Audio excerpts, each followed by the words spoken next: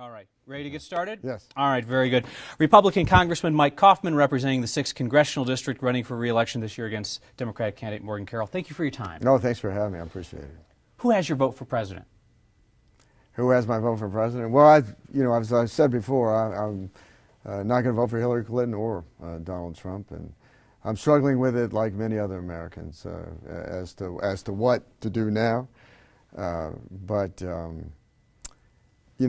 was first out with an ad that said, people ask me what I think about Donald Trump, and I said I don't like him much, but I don't trust Hillary Clinton, but I'll stand up to whoever's in the White House. Are you going to vote in the race? I don't know. You don't know if you'll cast a vote? I don't know if I'll cast a vote for president. At one point, did you talk about writing in Mike Pence? I did not. Okay, some other people did. Sure. Colorado's rules don't really allow that. Do you feel like voters need to know what you're actually going to do in the race for president, or do you feel like it's sufficient to just say, won't vote Trump, won't vote Clinton? Yeah. I mean, that essentially says what I'm going to do. Mm-hmm. The fundamental question in this race is really that we're not going to decide who's going to be president. We are going to decide potentially who's going to be the next Speaker of the House. Is this race going to be the deciding vote to say, is Paul Ryan going to stay Speaker of the House, or is Nancy Pelosi going to be the Speaker of the House? And do we return to what Morgan Carroll would call the good old days, where Democrats had all the levers of power in Washington, D.C., and they were crammed through things like Obamacare without a single Republican vote? It sounds like you're expecting the Senate to go Democratic, and that you're expecting Hillary Clinton to win, and that the House is the last Republican holdout. Could happen. Would you consider voting for Gary Johnson? Have you ruled him out? I just don't know. I really don't know. I mean, I'm focused on my race right now. You have military experience, and he said a lot of really dumb things lately about foreign policy. He said some dumb things. Is he disqualified in your mind? He said some dumb things, and I think what the American people need to do after this election is, I think we have to look back and say, how did the party of Roosevelt and Kennedy, come up with Hillary Clinton, and how did the party of Lincoln and Reagan come up with Donald Trump? I mean, how did we get these two candidates? That many Americans are like me and say, I don't like either one of them.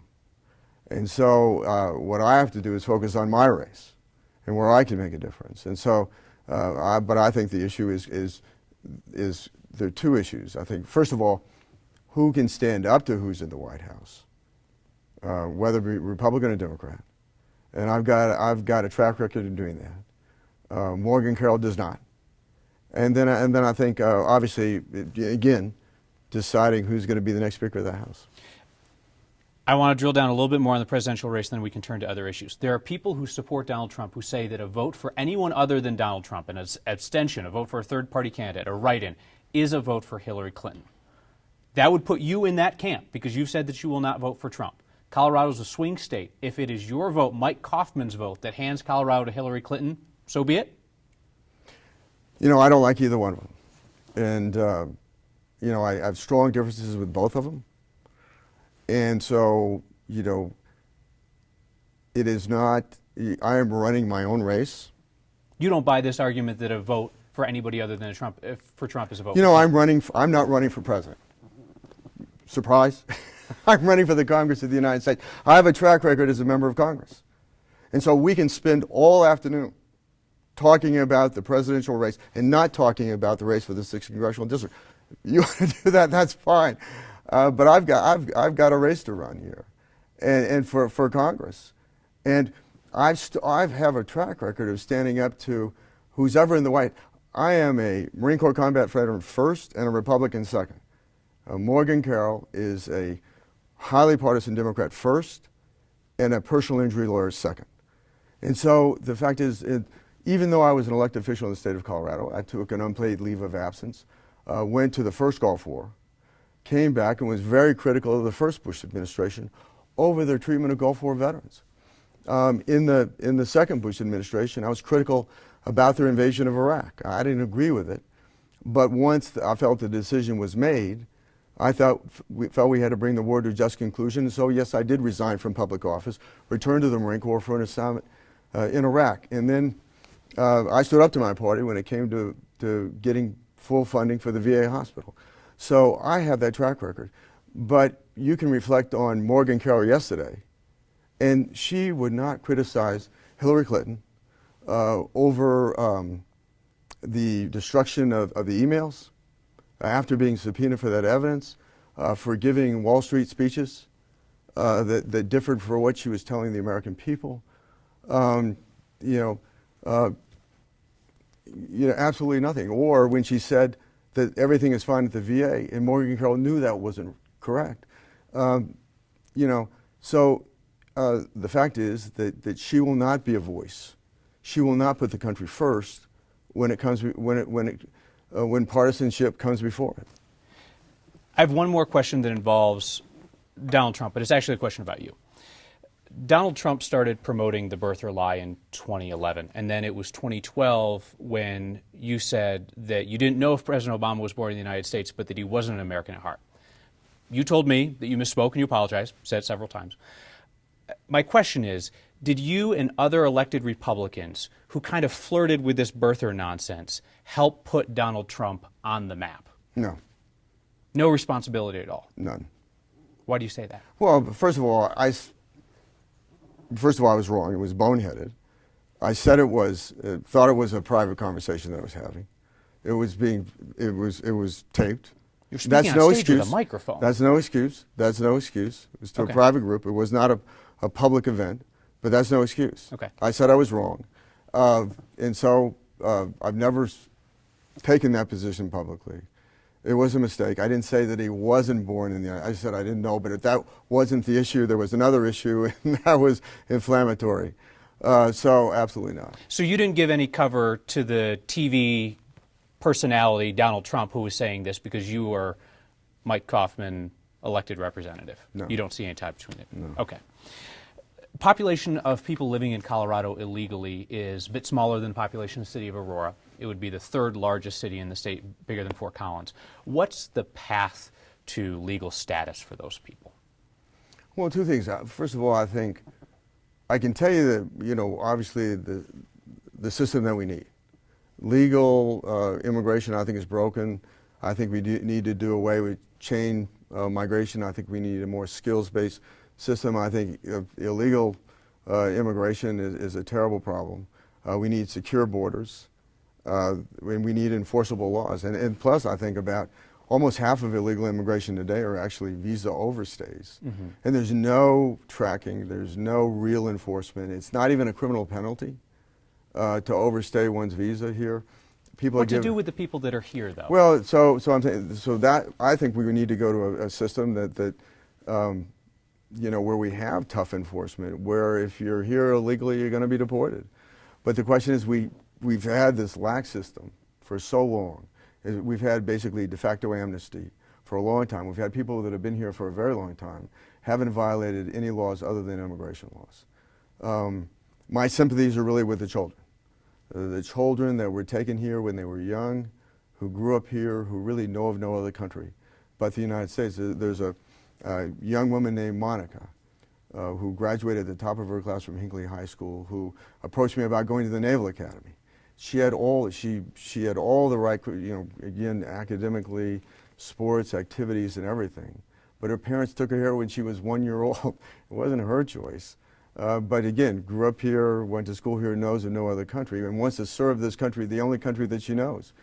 And so my sympathies are really to those children. And so I think that, and I've introduced co-sponsored legislation that would give them a path to permanent residency based on education, work history, military service. That's for the children brought here. For the children. Well, what about the adult for the adults, I think for the adults, what I would like to see is to give them a period of time to come out of the shadows.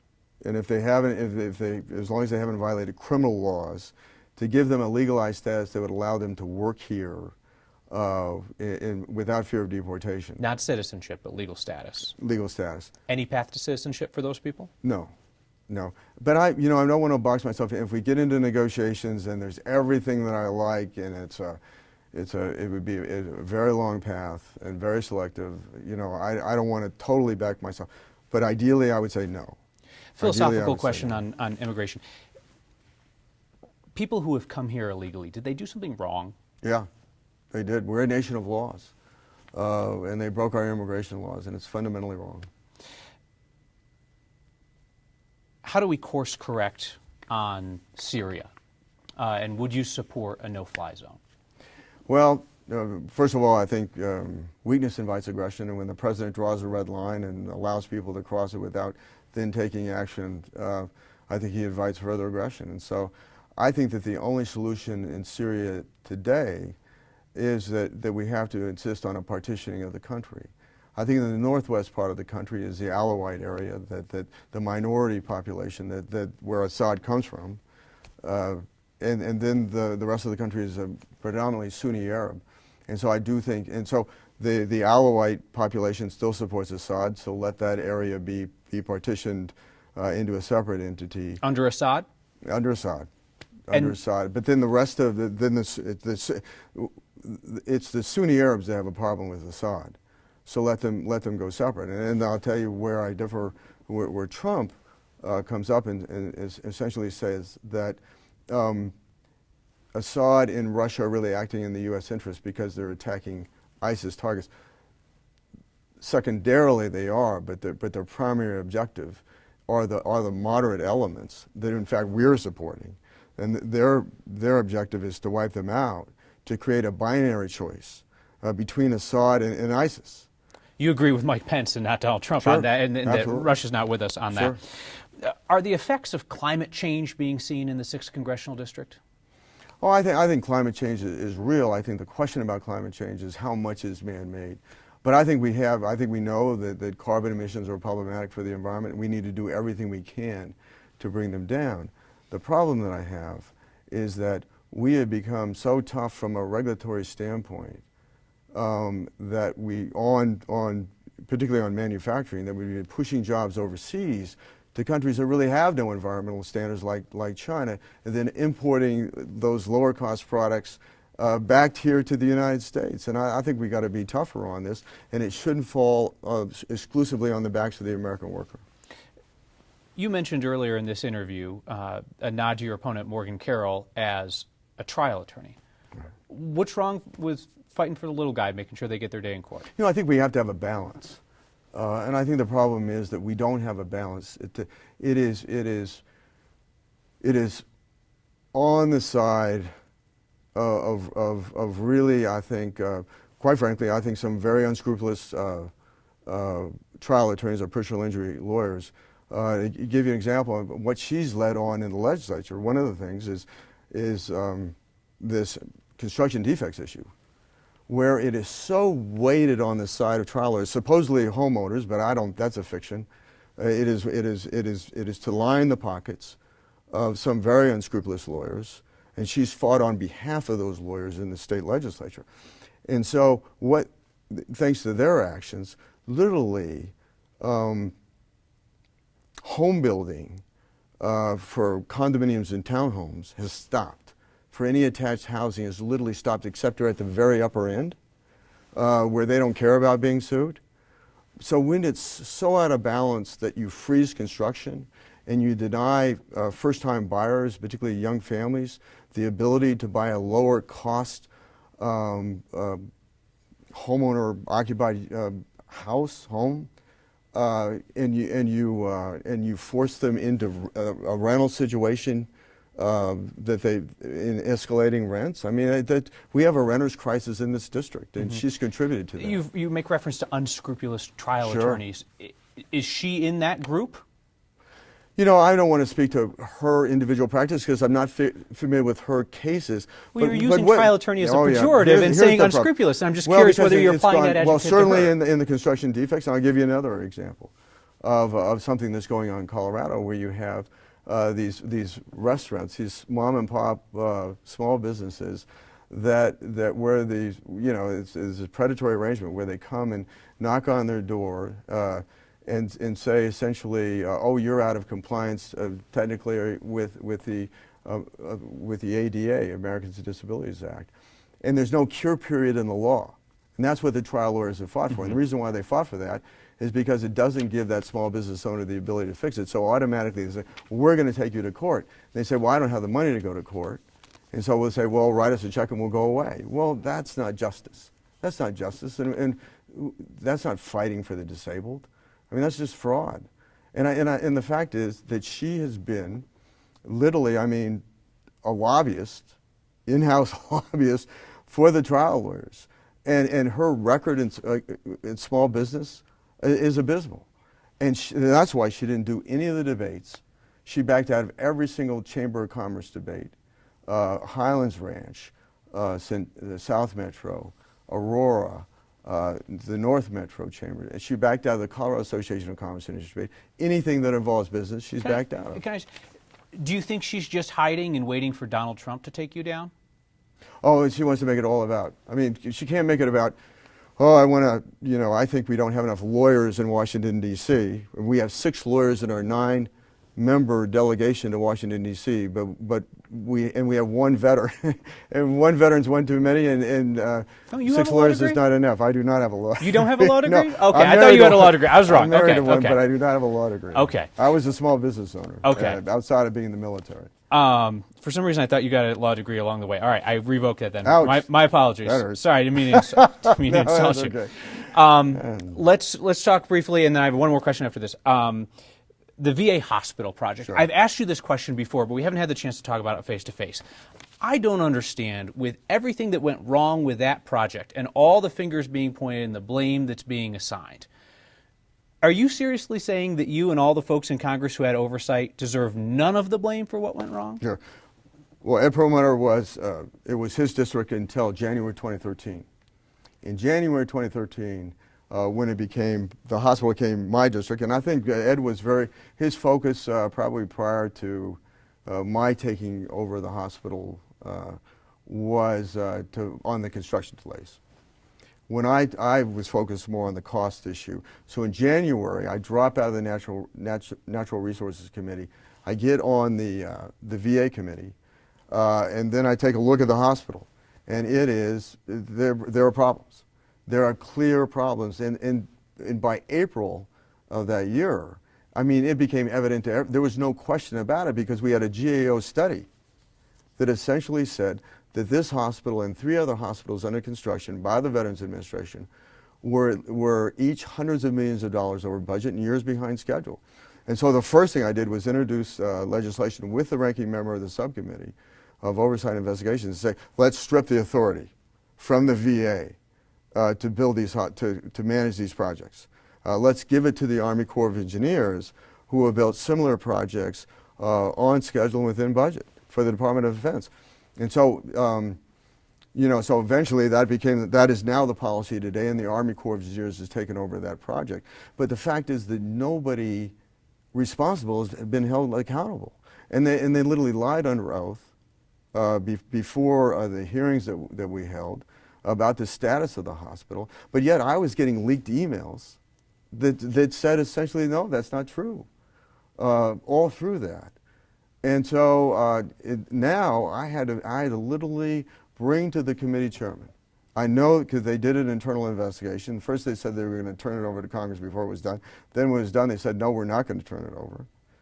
And literally we had to have a vote on a subpoena to force them to turn over an investigation to say how this project got so out of control. And so it amazes me that it took that to do that. What is, as a veteran, what is extraordinary about the VA is that I believe fundamentally that the leadership just is mired in a culture of corruption and bureaucratic incompetence. And the only people that are ever punished in the VA are the whistleblowers from the rank and file that truly want to meet this nation's obligations to the men and women that serve this country. Last question. The knock on you for several electoral cycles now is that you're too conservative for the district. Mm-hmm. District changed, became more moderate. Sure. Some of your views have changed along the way, the bulk have not. I asked your opponent yesterday if by that same measure she's too liberal for the district. Mm-hmm. And her response is that these labels don't serve us well, liberal and conservative. Do you agree with that? Well, I think she has a very partisan record in the state legislature. Well, one thing I've done in Congress is to join a group called No Labels, that is a group of Republicans and Democrats that have come together to bridge the partisan divide in Washington, to find out, to look and say, okay, what do we have in common as Republicans and Democrats? And let's get those things done. And one of the things that I'm hoping for, that's most, I think that the greatest, being on the Armed Services Committee, having served 21 years in the military, 5 overseas deployments, 2 in combat, I think, though, the greatest threat facing America is actually our debt. It is not ISIS. It's not even Iran. It is the growing debt of the United States that I think so directly threatens the security of this country. And one of the things that we're working on in No Labels is saying, okay, Democrats, you're going to have to give on entitlement spending, and Republicans, you're going to have to give on the revenue side. Let's come together and let's get this done. Where would those revenue increases be, just while you bring it up? What revenue increases could you stomach? Well, first of all, I think we need tax reform. I think that the fact is, I think we need a flatter, fairer tax system. And Everybody's going to ask, who needs to be paying more? Well, I think there's a lot of corporate welfare going on, and I don't think it's good for American business, the subsidies, because I think what it does, first of all, it creates distortions in our economy, and secondly, I think that it makes American business less competitive internationally, and so I think there's certainly revenue from that, but it's going to have to be a compromise. It's just going to have to be, and both sides are going to have to give up something to get this, to get this done. Congressman Mike Coffman, thank you for your time. Oh, thank you for having me. I appreciate it.